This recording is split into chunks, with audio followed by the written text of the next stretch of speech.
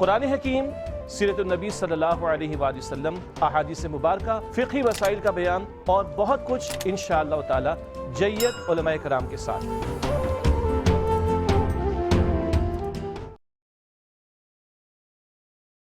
بسم اللہ الرحمن الرحیم۔ اللہ تبارک و تعالیٰ کے پاکیزہ نام سے آغاز کرتے ہیں جو بہت مہربان نہایت رحم والا ہے۔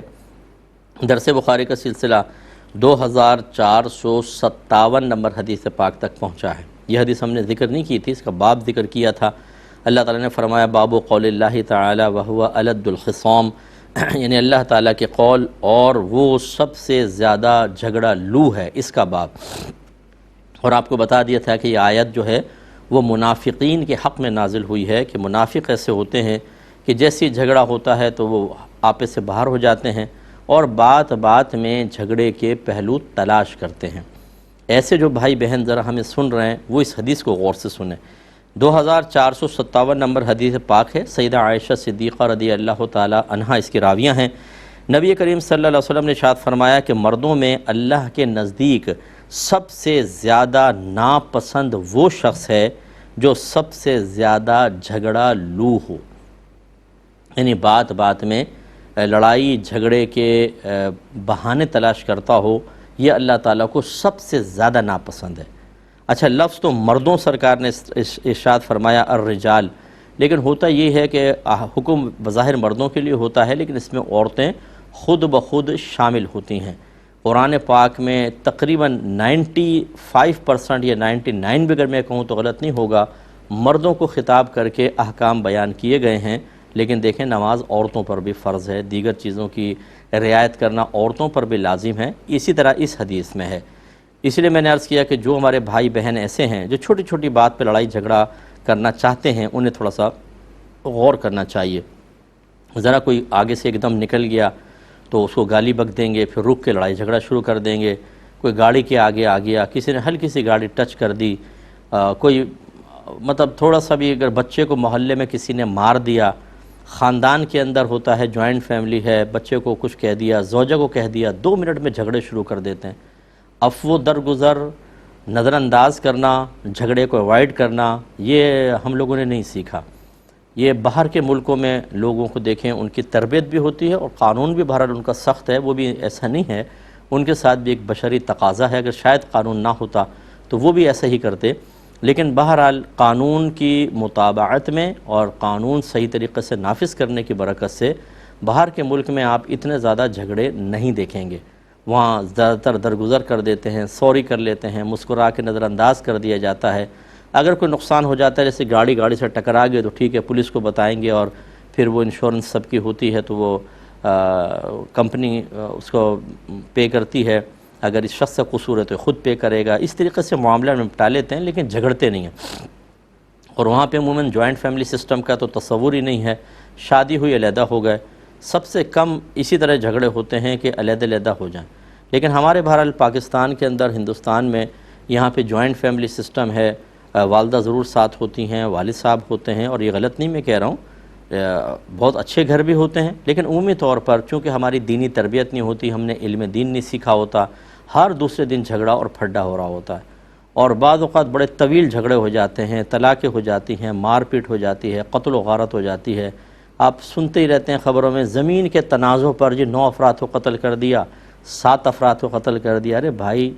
کیوں لڑ رہے ہو جانوروں کی طرح؟ آپ خود سوچئے، اب مر گئے، اب زمین کا کیا ہوا؟ کیا فائدہ ہوا لڑنے جھگڑنے کا؟ اگر کوئی ظلم کر بھی رہا تھا دے دیتے زمین، ٹھیک ہے بھائی لے جا، تم بڑے باپ کے بن جاؤ، میدان محشر میں ہم حساب و کتاب کر لیں گے۔ میرے پروگرام دیکھیں پچھلے، کسی کی زمین دبا لینے پہ کتنے سخت وعیدیں ہیں، تو اللہ تعالیٰ آپ کو آخرت میں انعام دے گا، اور وہاں جب انعام مل رہا ہوگا تو ایسے زمین والے تمنا کریں گے کہ کاش ہماری ساری زمینی قبضہ ہو جاتی، اتنا بڑا انعام ملتا، کیونکہ زمین لے کے آپ کیا کر لیں گے؟ صرف انانیت ہوتی ہے، ہماری ایگو ہوتی ہے اندر کی کہ ہماری زمین پہ قبضہ، میں چھوٹے باپ کا بن جاؤں، یہ بڑے باپ کا بن جائے۔ وہ طنز برداشت نہیں ہوتے، وہ نگاہیں برداشت نہیں ہوتی، اس کو دکھانے کے لیے، پبلک کو متاثر کرنے کے لیے، اپنے اندر کی کمزوری کو چھپانے کے لیے یہ سارے معاملات ہوتے ہیں۔ تو ایسے ہمارے بھائی بہن، خصوصاً خواتین، میری بہنیں برا نہ مانیں، گھروں میں بعض خواتین اتنی خطرناک ہوتی ہیں کہ کہتے ہیں بھئی اس کو تو چھیڑو نہیں، چھیڑو گے تو پھر یہ نہیں چھوڑے گی، وہ اسی پہ خوش ہوتی ہیں کہ میں نے بڑی نمایاں خاندان میں ایک حیثیت حاصل کر لی ہے کہ ہر ایک مجھ سے جھگڑتے ہوئے ڈرتا ہے۔ بھئی وہ ڈرتا اس لیے کہ آپ فوراً گالی گلوچ پہ اتر آتی ہیں، آپ الزام تراشیاں کر دیتی ہیں، آپ کی زبان میں ماشاءاللہ اتنی روانی ہے اور الفاظ کا اتنا آپ کے ذہن میں ذخیرہ ہے، اور اتنی آپ فرصت سے بیٹھی ہوتی ہیں کہ پھر چھوڑتی نہیں ہیں کسی کا پیچھا۔ ہر ایک کا دماغ اتنا نہیں ہوتا، آپ کا دماغ ہی نہیں دکھتا باتیں کر کر کے اور چلا چلا کر، تو پھر وہ لوگ اس کے شر سے خوف زدہ ہوتے ہیں۔ اور نبی کریم صلی اللہ علیہ وسلم ارشاد فرماتے ہیں کہ سب سے برا شخص وہ ہے کہ جس کے شر کی وجہ سے لوگوں نے اس کو چھوڑ دیا ہو، شر کے خوف کی وجہ سے۔ تو اس طرح یہ نہ کریں، جھگڑے فڈے فتنہ فساد۔ یاد رکھیں اللہ تعالیٰ کے نزدیک آپ سخت ناپسند ہو جائیں گے۔ ہوتا ہے جھگڑا، مطلب کبھی کبھار ہو جاتا ہے، آدمی ہائپر ہو جاتا ہے، فوراً کنٹرول کریں، اور اپنی غلطی ہے تو خود معذرت کر لیں، سامنے والے کی ہیں تو اس کو کہیں کہ آپ معافی مانگیں، اگر نہ مانیں تو درگزر کر دیں گے، ٹھیک ہے بھائی پھر میدان معاشر میں دیکھیں گے، بلکہ آپ تو معافی کر دیں، آپ کہ اب تم جانو تمہارا رب جانے، میں نے تمہیں معاف کر دیا۔ پھر اللہ تعالیٰ چاہے گا تو اس کا حساب و کتاب، بہرحال جو اللہ کے حق میں کوتاہی ہوتی ہے وہ تو ہوگا ہی ہوگا، لیکن جھگڑوں کو ختم کریں، خدارا اپنے گھروں میں جھگڑوں کو ختم کریں۔ اور یہ جو ہم ناراض ہو کے بیٹھ جاتے ہیں کہ پہلے جھگڑا کرتے ہیں اور پھر سال ہر سال نہیں ملتے ہیں، میں نے بارہا اس پہ کلام کیا ہے۔ نبی کریم صلی اللہ علیہ وسلم نے ارشاد فرمایا کسی مسلمان بھائی کے لیے جائز نہیں کہ اپنے دوسرے مسلمان بھائی سے 3 دن اور 3 راتوں سے زیادہ ناراض رہے۔ ان میں سے افضل وہ ہے، بہتر وہ ہے جو سلام میں پہل کرے، اور ایک روایت میں ہے کہ جس نے سلام میں پہل کیا وہ بہتر ہے، اگر یہ سلام کر لے اور سامنے والا جواب نہ دے تو اب وبال اس پر ہے۔ اور ایک روایت میں ارشاد فرمایا جو 1 سال تک اپنے مسلمان بھائی کو چھوڑ کر رکھے، یعنی بغیر کسی شرعی وجہ کے، دنیاوی وجوہات کی بنا پر، تو یہ اس کے قتل کی مثل ہے۔ اور ایک روایت میں سرکار نے ارشاد فرمایا کہ جو مسلمان بھائی کو چھوڑ کر رکھے، قطع رحمی کر لے، قطع تعلق کر لے، اور پھر اسی حال میں مر جائے تو وہ جہنم میں ڈالا جائے گا۔ تو یہ آسان چیز نہیں ہے، ہمارے جھگڑے ہی اس چیز کا سبب بنتے ہیں۔ اس لیے میرے حق میں بھی دعا کریں، اللہ تعالی ہمیں پیسفل بنا دے، امن والا بنا دے۔ اور میں آپ کے حق میں دعا کرتا ہوں، خاص طور پر ہمارے وہ بھائی بہن جو تھوڑی سی دیر میں بہت سخت زبان استعمال کرتے ہیں اور ہاتھ چھٹ ہوتے ہیں، ہاتھ اور لات اور گھونسوں سے بات کرتے ہیں، ان کو سوچنا چاہیے کمال نہیں ہے آپ کا۔ یاد رکھیں اللہ تعالیٰ کی بارگاہ میں جب آپ ناپسندیدہ اور مبغوض ہو جاتے ہیں تو پھر اللہ کی رحمت آپ سے کنارہ کش ہو جاتی ہے۔ ہمارے گھروں میں آپ دیکھیں نا، کہتے ہیں جی جادو ٹونا ہو گیا، برکت ختم ہو گئی۔ یہ برکت ختم کرنے والے کام تو آپ کرتے ہیں، پھر ہم وہ تلاش کرتے ہیں کہ رات میں جھاڑو دے دی تو تنگ دستی آ جائے گی، فلاں کام کر لیا تنگ دستی۔ بھائی ان چیزوں پہ توجہ کرنے کے بجائے ان چیزوں پہ توجہ کریں جو آپ کے نبی نے ارشاد فرمائے کہ جو ہمارے گھر میں حقیقتاً بے برکتی کا سبب بنتے ہیں، جو حقیقتاً نحوست کے نزول کا سبب بن جاتے ہیں کہ نحوست سی چھا جاتی ہے۔ جن گھروں میں جھگڑے ہوں، بات بات پہ جھگڑے، منہ ادھر کھنچا ہوا ہے کہ ادھر کھنچا ہوا ہے، اور عجیب ٹینس کی فضا قائم ہے، اور جو چھوٹے بچے ہوتے ہیں وہ بھی منتظر ہوتے ہیں بس تھوڑی دیر میں اب کہیں جھگڑا ہوگا، کسی طرف سے آواز آئے گی۔ اتنا بچوں کو ایک پرہیبت ماحول میں آپ بڑھا رہے ہوتے ہیں، وہ ڈپریشن کا شکار ہوتے ہیں، اور بچوں کی جو تعمیری صلاحیتیں ہیں، اچھی ذہنی صلاحیتیں، وہ کچل کر رکھ دیتے ہیں ہم اپنے جھگڑوں کے اندر۔ ایسا ہرگز نہیں کرنا چاہیے۔ اگلے باب کی طرف آتے ہیں، وہ ہے بابو اثم من خاصم فی باطل وہو یعلمہ، یعنی جس نے باطل کی یا ناحق کی حمایت میں جھگڑا کیا اور اس کو اس کے باطل ہونے کا علم تھا۔ حدیث نمبر ہے 2458، اور زینب بنت ام سلمہ رضی اللہ تعالی عنہا اس کے راویہ ہیں۔ وہ کہتی ہیں کہ مجھے میری والدہ ام سلمہ جو نبی کریم صلی اللہ علیہ وسلم کی زوجہ محترمہ تھیں، انہوں نے یہ بات بیان کی کہ نبی کریم صلی اللہ علیہ وسلم نے اپنے حجرے کے دروازے پر جھگڑے کی آواز سنی۔ آپ ان کی طرف باہر آئے تو آپ نے فرمایا کہ میں صرف بشر ہوں اور میرے پاس جھگڑنے والے آتے ہیں، پس ہو سکتا ہے کہ تم میں سے بعض لوگ دوسروں سے زیادہ چرب زبان ہوں اور میں اس کو سچا گمان کر لوں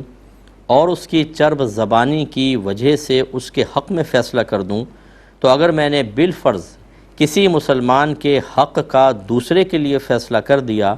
تو وہ آگ کا ٹکڑا ہے، خواہ اس کو لے لے خواہ چھوڑ دے۔ تو دیکھیں پہلی بات تو یہ کہ نبی کریم صلی اللہ علیہ وسلم نے فرمایا کہ میں تو ایک بشر ہوں، یہ عاجزی کے ساتھ آپ نے الفاظ استعمال فرمائے۔ تمام مسلمانوں کا مسلمہ عقیدہ ہے کہ ہر نبی بشر ہوتے ہیں، یعنی انسان ہوتے ہیں، جو نبی کریم صلی اللہ علیہ وسلم کی بشمول اور دیگر انبیاء علیہ السلام کی بشریت کا انکار کرے وہ کافر ہوگا۔ سب بشر ہوتے ہیں، لیکن یہ الگ بات ہے کہ انبیاء علیہ السلام اور پھر ہمارے نبی کریم صلی اللہ علیہ وسلم بشریت میں تمام لوگوں سے زیادہ کامل ہوتے ہیں۔ دوسری بات نبی کریم نے فرمائی کہ میں ایک بشر ہوں، تم میرے سامنے اپنے جھگڑے لے کر آتے ہو، تو کہنا یہ بشر یہاں پر کہنے کا مطلب یہ ہے کہ نہ تو میں خدا ہوں کہ سارے معاملات پہلے سے جانتا ہوں، ازل سے جانتا ہوں کیا ہوگا کیا نہیں ہوگا،